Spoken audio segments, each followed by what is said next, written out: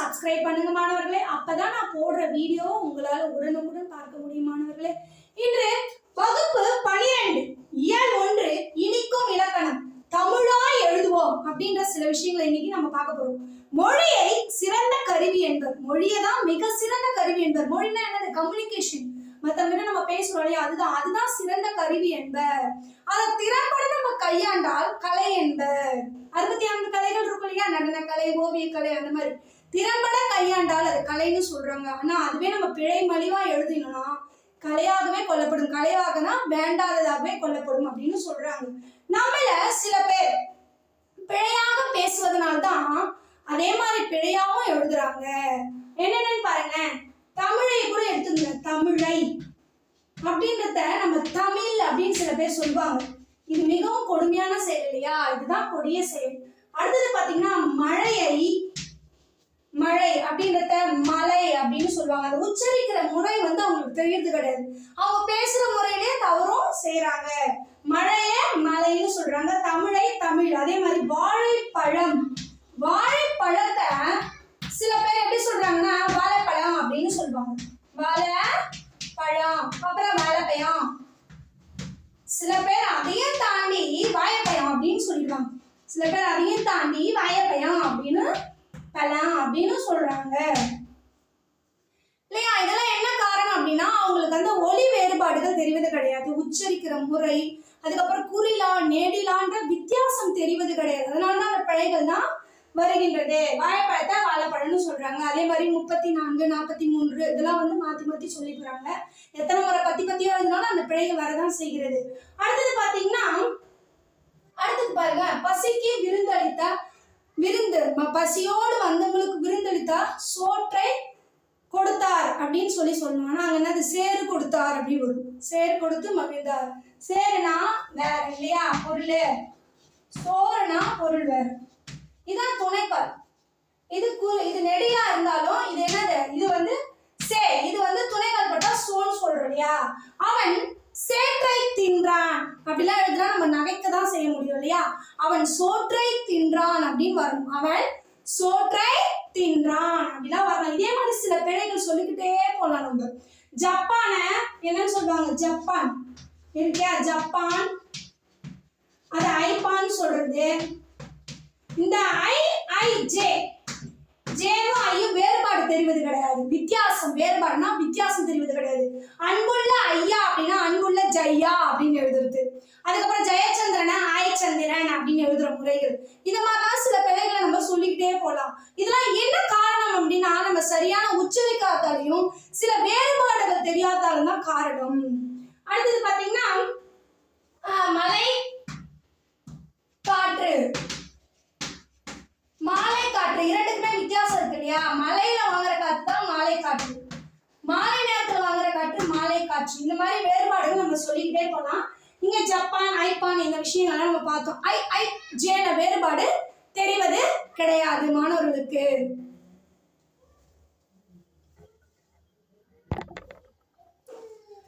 இது மாதிரி பிழைகளை சொல்லிக்கிட்டே போலாம் மாணவர்களே.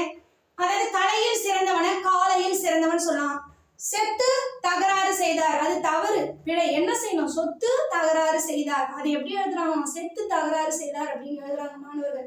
அதாவது உச்சரிப்பு இந்த விஷயம்லாம் நம்ம கிட்ட இருக்கு. கோடீஸ்வரனை கேட்டீஸ்வரன் எழுதுறது, இந்த பிழைகள்லாம் இருக்கு இல்லையா? அந்த பிழைகளை நம்ம எப்படி தவிர்க்கலாம் அப்படின்னு பாத்தீங்கன்னா, தமிழ் மொழியில பிழை இல்லாம எழுதுறது ஒன்றும் கஷ்டமான விஷயம் கிடையாது. அதாவது எப்படி அப்படின்னா அந்த மொழியினோட இயல்பை உணர்ந்தும், அதை எழுதுறது கடினமா அப்படின்னா நீங்க யோசிக்க வேண்டிய அவசியமே இல்லை. அந்த மொழியோட இயல்பை உணர்ந்தும் இலக்கண விதிகளை அறிந்தும் நம்ம சரியான முறையில கவனமா எழுதணும். அந்த பிழைகளையும் நம்மளால தடுக்க முடியும்.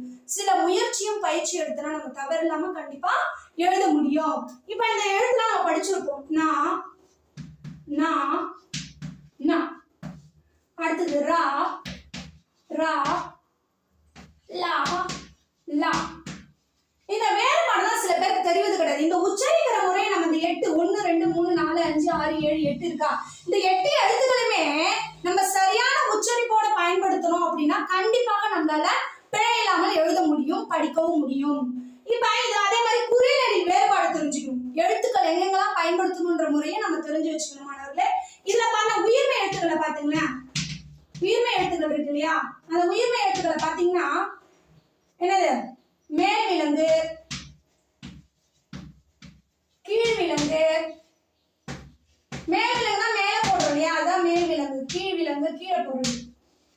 இப்ப இங்க கீனா இது கீழ் விலங்கு சொல்லுமே, மேல் விலங்கு மேல போடுறோமா. இங்க பூ பாருங்க, பூ அப்படி பண்ணா கீழ் விலங்கு. அந்த மாதிரியான விஷயங்கள். அடுத்தது பாத்தீங்கன்னா கொம்புகள், ஒற்றை கொம்பு ரெட்டை கொம்பு படிக்கிறோம் இல்லையா, ஒத்த கொம்பு ரெட்டை கொம்பு, இது இந்த விஷயங்கள். அடுத்து துணைக்கால், துணைக்கால் துணைக்கால் இருக்கு இல்லையா, இதெல்லாம் நம்ம சரியா பயன்படுத்தணும். துணைக்கால்னா என்னது, இப்ப கல்லுக்கும் காலுக்கும் வித்தியாசம் இருக்கு இல்லையா, அதுதான் துணைக்கால் கொண்டு பயன்படுத்தணும். இங்க கல்லை தூக்கி எறிந்தான் அப்படின்னா கல், அந்த இடத்துல காலை தூக்கி எறிந்தான்னு சொல்லக்கூடாது, பிழையாயிடும். கால் என்னது, கால் எடுத்து நடந்தான் அப்படின்னு சொல்லலாம். அந்த மாதிரி நம்ம இந்த மேல் விலங்கு எங்க பயன்படுத்துறோம், கீழ் விலங்கு உச்சரிக்கும் பொழுது அந்த குறில் நெடி வேறுபாடு தெரிஞ்சோம். கொம்புகள் ஒற்றை கொம்பு ரெட்டை கொம்பு. இப்ப நம்ம சொன்னோம் இல்லையா, சேற்றை சோற்றை, அவன் சோற்றை தின்றான்னு வர வேண்டாம், ஆனா அவன் சேற்றை தின்றான் எழுதும்போது நம்ம நகைக்கதான் செய்ய முடியும் அப்படி சொன்னோம் இல்லையா.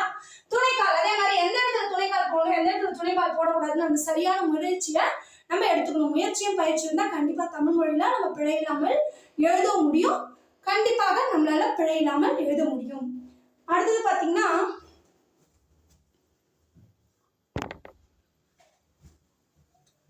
சொல்லில் எழுத்து பிழை இல்லாத இருக்கலாம், ஆனால் பொருள்ல என்ன இருக்கும், எழுத்து பொருள்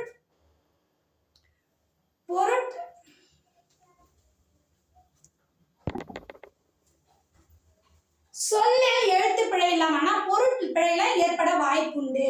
இந்த கவனிங்க, முடிந்தால் தரலாம், முடித்தால் தரலாம், கறி தின்றான் கறி தின்றான். இப்ப இங்க பாருங்க, இதுல ஆனா எழுத்து பிழை இல்லை, ஆனா என்னது பொருள் வேறுபாடு உண்டு. அது இடமறிந்து நம்ம எடுத்துக்கொள்ள வேண்டும். முடிந்தால் தரலாம், முடித்தால் தரலாம். இங்க பாருங்க, ஒரே ஒரு வித்தியாசம் தான், இந்து வந்திருக்கு இங்க இது வந்திருக்கு. இது வந்து உங்களுக்கு தேர்வுல கேட்கலாம், முடித்தால் தரலாம் வேறுபாடு என்னன்னு சொல்லி கேட்கலாம். முடித்தால் தரலாம்னா என்னது, என்னால முடிஞ்சா அந்த உதவியை நான் தரலாம் அப்படின்னு அர்த்தம். முடித்தால் தரேன், நான் முடிச்சிட்டேன், அதை நான் உங்களுக்கு தரேன் அப்படின்ற விஷயம். இப்ப நம்ம எழுத்து பிழைகள் எழுதும் போது பொதுவான விஷயங்கள் 4 கீழே இருக்கு. எழுத்து பிழை, சொற்றொடர் பிழை, சொற்றொடர் பிழையில வரும். அப்புறம் சொல் பொருட்பிழை, எழுத்து பிழை, சொல் பொருட்பிழை, சொற்றொடர் பிழை, பொதுவாக வர சில பிழைகள். இந்த விஷயம் தான் நீங்க பார்க்க போறோம். அடுத்தது என்னன்னா அடிப்படை செய்திகள் அப்படின்றத தெரிஞ்சுக்க போறோம். அடிப்படை செய்திகள், அடிப்படை செய்திகள் என்னன்னு பாருங்க. அடிப்படை செய்திகள் இதெல்லாம் நம்ம தெரிஞ்சா சுலபமா எழுதலாமாங்களே. அதாவது உயிரெழுத்து 12, குறில் நெடில் ஓசியை வச்சு 2 வகையா பிரிக்கிறாங்க. குறில் நெடில். மெய்யெழுத்து 18, அத 3 வகையா பிரிக்கிறாங்க. ஒன்று வல்லினம், மெல்லினம், இடையினம். வல்லினம் கசட நபர. மெல்லினம் நங்கன நமன. இடையினம் எரள வழல.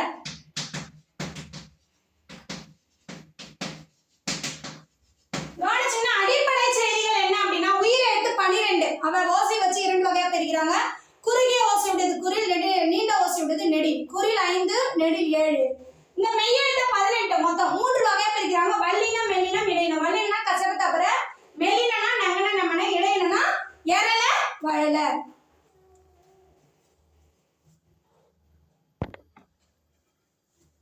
அடிப்படை செய்திகள உயிரெழுத்து 12, மெய்யெழுத்து 18 பார்த்தா. அடுத்து உயிர்மை எழுத்துக்கள்.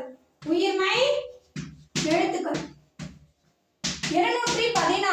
அதாவது உயிரெழுத்து மெய்யெழுத்தும் சேர்ந்து பிறக்கும் எழுத்துக்கள் தான் உயிர்மை எழுத்துக்கள் எனப்படும். மொத்தமே 216. உயிர்மை குறில், உயிர்மை குறில் எழுத்துக்கள் மொத்தம் 90. உயிர்மை நெடில், உயிர்மை நெடில் 126. இது 2 கூட்டி பாருங்க. 6 9 2 கூட்டினா 11,